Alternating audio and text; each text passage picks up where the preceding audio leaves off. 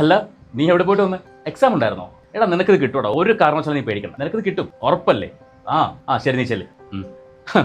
അവനാ എടാ, അവൻ കിട്ടാനൊന്നും പോകുന്നില്ല. നീ എന്താ വിചാരിക്കണേ? നാഴിക്ക് 100 വട്ടം കളിച്ചു നടക്കുന്നവൻ എന്ത് എക്സാമിന് മാർക്ക് കിട്ടാനാ? PSCക്കാ? ഗോപി അടിച്ചോണ്ടിരുന്നാ മതി. ഇതൊക്കെ നമ്മൾ കുറെ കണ്ടതല്ലേ.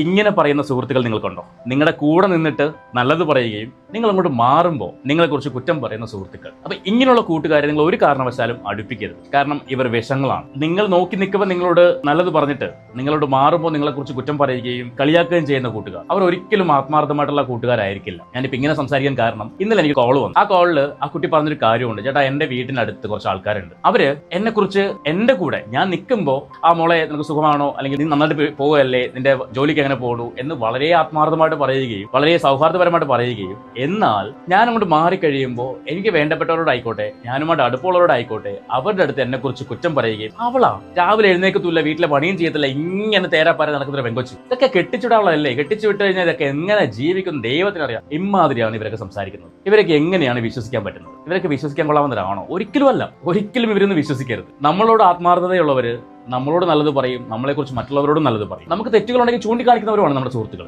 അതേസമയം ഒരു വിഭാഗം ആൾക്കാരുണ്ട്, നേരത്തെ ഞാൻ പറഞ്ഞ പോലെ നമ്മുടെ കൂടെ നിൽക്കുമ്പോൾ നല്ലത് പറയും, നമ്മളോട് മാറിക്കഴിയുമ്പോൾ ദുഷിപ്പ് പറയും. അങ്ങനെയുള്ള ആൾക്കാർ 100 അടി മാറ്റി നിർത്തണം ഈ ടീമുകളെ. ഒരിക്കലും അടുപ്പിക്കരുത്. ബൈ.